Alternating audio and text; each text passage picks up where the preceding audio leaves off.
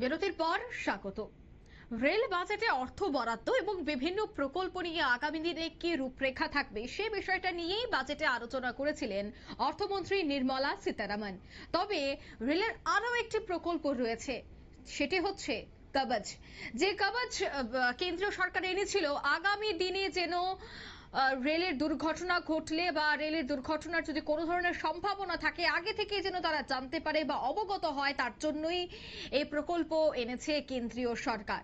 কিন্তু এবারের এই বাজেটে কবচ নিয়ে কোনো ধরনের মন্তব্য করলেন না নির্মলা সীতারামন। অন্যদিকে রেল বাজেটের বরাদ্দ বাড়লেও সুরক্ষা কবচ নিয়ে এখনো চুপ অশ্বিনী বৈষ্ণব। কংগ্রেসের আমলের তুলনায় 3 গুণ বেশি বরাদ্দ জানালেন রেলমন্ত্রী। পিঙ্ক বই কি তুলে দেওয়ার ভাবনায় রেল মন্ত্রক? বিস্তারিত জানবো, টেলিফোন লাইনে যুক্ত হয়ে গেছে প্যাসেঞ্জার অ্যাসোসিয়েশনের প্রাক্তন সভাপতি মনোজ চক্রবর্তী। প্রথমে আপনাকে নিউজ ভ্যানগার্ডের পর্দায় স্বাগত জানাচ্ছি। ধন্যবাদ। প্রশ্নটা হলো যাত্রী সুরক্ষার। সেই যাত্রী সুরক্ষার প্রশ্নে সুস্পষ্ট প্রতিশ্রুতি এবারে বাজেটে আমরা পেলাম না। অনেক ধার ঢোল পিটিয়ে, বিশেষ করে ওড়িশায় যে অ্যাক্সিডেন্টটা হয়েছিল সেই অ্যাক্সিডেন্টের পরে অ্যান্টি কলিশন ডিভাইসের দাবিটা সর্বস্তরে সোচ্চার হয়ে উঠেছিল। সেইখানটায় দাঁড়িয়ে আমরা যেটা আশা করেছিলাম যে এবারের বাজেটে যাত্রী সুরক্ষা, তাদের জীবন সুরক্ষিত রাখার জন্য নিশ্চিতভাবে আমাদের সরকার অর্থাৎ কেন্দ্রীয় সরকার কিছু প্রচেষ্টা নেবেন, যার মধ্যে সুরক্ষা কবচ অন্যতম। কিন্তু নির্মলা সীতারামন রেল বাজেট নিয়ে কোনো কথা বলেননি। আমার দীর্ঘদিনের অভিজ্ঞতায় আমি দেখেছিলাম যে কংগ্রেস সরকারের আমলে বা তারও মাঝে মাঝে যে পরিবর্তনগুলো হয়েছে, অটল বিহারী বাজপেয়ী যখন প্রধানমন্ত্রী ছিলেন তখনও রেল বাজেট আলাদা করে পেশ হতো। রেল বাজেটের গুরুত্বই ছিল অপরিসীম, কারণ রেল বাজেট হলো ভারতের বৃহত্তম শিল্পের বাজেট, 1 নম্বর। 2 নম্বর হলো ভারতের লাইফ লাইনের বাজেট। সেই বাজেটকে অত্যন্ত গুরুত্ব দিয়ে বিগত সরকার সংসদে আনতেন, ব্যাপক আলোচনা হতো তার উপরে, এবং সেখানে প্রাপ্তি আর অপ্রাপ্তির একটা তালিকা আমরা যারা রেলের সঙ্গে সংযুক্ত ছিলাম বা আছি এখন, তারা এটা নিয়ে আলোচনা করতাম প্রায় প্রতিটি চ্যানেলে। কিন্তু আজকের চিত্রটা পাল্টে গিয়েছে। এখন আলোচনার বিষয়বস্তুটা ছিল কার্যত ইনকাম ট্যাক্স। স্বাভাবিকভাবেই এটা আর অত গুরুত্ব পায়নি। আমরা যদি এই পিঙ্ক বই নিয়ে তো কোনো ধরনের মন্তব্যই করা হয়নি, কোনো ধরনের ভাবনাই নেই। তবে কি মনে হয় এই পিঙ্ক বলকে তুলে নেওয়ার ভাবনায় রয়েছে রেল মন্ত্রক, কি বলবেন? আমার মনে হয় জনসাধারণের একটা চাপ আছে, নিশ্চিতভাবে আভ্যন্তরীণ প্রেসার যেটা, সেটা থাকবে, বিরোধীদের চাপ থাকবে। এর ফলে বিভিন্ন সংগঠনের চাপে আমার যেটা মনে হয় এটা তুলে দেওয়া খুব সহজ হবে না সরকারের পক্ষে। সরকার ডিলে করতে পারে, কিন্তু এটা মাস্ট। মানুষের সুরক্ষা যদি না থাকে, যাত্রী সুরক্ষা যদি না থাকে, ভাড়ার যদি বৃদ্ধি হয়, মানুষ আন্দোলন করবে এবং সেই আন্দোলনে স্বাভাবিকভাবেই গতি আনতে বিরোধী দলগুলোও হাত মেলাবে। এমনকি বিজেপির অনেক মানুষ আছেন যারা এটা চান। তাই এটাকে এক কথায় বাতিল করে দেওয়ার মতো জায়গা নেই। সংসদে এটা নিয়ে আলোচনা হোক, নিশ্চিত এটা নিয়ে আলোচনা করবেন সাংসদরা। তখন আমরা জানতে পারবো যে আলটিমেটলি কোথায় গিয়ে দাঁড়াচ্ছে এই সুরক্ষার প্রশ্নটি। এবং আমরা বরাবর দেখি বাজেটের পরদিনই পিঙ্ক বই প্রকাশ করা হয়, কিন্তু এবার একটা ব্যতিক্রমী চিত্র ধরা পড়লো, কি বলবেন? ব্যতিক্রমী চিত্র উনি বলেছেন যে আমি আগামী সপ্তাহে এটা পেশ করবে, কিন্তু আগামী সপ্তাহের প্রথম দিন অতিক্রান্ত, সোমবার, মঙ্গলবার আজকে নির্মলা সীতারামন কি পেশ করেন সেটার দিকে আমরা তাকিয়ে আছি। রেল বাজেট নিয়ে সংসদে কি আলোচনা হয় সেটার দিকেও আমরা লক্ষ্য রাখছি। আমরা মনে করছি এটা পেশ করা উচিত, এবং বিশেষ করে রেল বাজেটে পশ্চিমবাংলা বরাবরই মমতা ব্যানার্জির পরে উপেক্ষিত হচ্ছে, কিংবা কোনো এক সময় গণিকান্ত চৌধুরী যখন মন্ত্রী ছিলেন, রেলমন্ত্রী, তখন তিনি পশ্চিমবাংলার জন্য অনেক করেছেন। মমতা ব্যানার্জির অনেক প্রস্তাব এখনো বাস্তবায়িত হয়নি, সেইগুলোকে বাস্তবায়িত করা আমাদের লক্ষ্য। এবং আমরা বলতে চাই যে রেল বাজেট অত্যন্ত গুরুত্বপূর্ণ।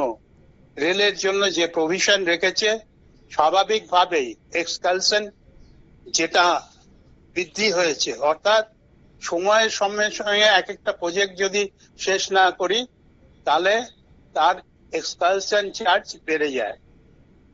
দ্রব্যমূল্য বৃদ্ধিজনিত অবস্থার জন্য এটা বাড়তেই থাকে। তাই আমরা একটা কথাই বলবো যে স্বাভাবিকভাবেই যে জিনিসটা আজকে হচ্ছে সেটাকে শুভ স্তরে নিয়ে যেতে হলে আমরা যদি বলতে পারি শুভমস্তু, সেই জায়গাটায় বলতে গেলে নিশ্চিতভাবে ভারত সরকারকে, রেল মন্ত্রককে অনেক কঠিন পদক্ষেপ নিতে হবে মানুষের স্বার্থে, মানুষের লাইফের স্বার্থে। লাইফ লাইনকে সমুন্নত করতে হবে। এবং আমরা এবার দেখেছি যে রেলের জন্য প্রচুর অর্থ বরাদ্দ করা হয়েছে, বিশেষ করে পশ্চিমবঙ্গের কথা যদি বলতে হয়, পশ্চিমবঙ্গে অর্থ বরাদ্দ বাড়ানো হয়েছে। তবে কিভাবে আপনি বলছেন যে বিভিন্ন খাতে অর্থ কমানো হয়েছে, সেই বিষয়টা যদি একটু তুলে ধরেন। না, অর্থ বাড়ানো এটা স্বাভাবিক। এটা শুধু পশ্চিমবাংলার ক্ষেত্রে নয়, অনেক রাজ্যের ক্ষেত্রেই টাকা বেড়েছে। কারণ আমি যেটা বললাম যে এক্সকালশন চার্জ বেড়ে যায়। একটা প্রজেক্ট যদি শেষ করতে সময় না হয়, সময়ের সঙ্গে সঙ্গে জিনিসপত্রের দাম বাড়ে, লোহা, রড, সিমেন্ট ইত্যাদি ইত্যাদি জিনিসের চার্জ সবসময় বাড়ছে।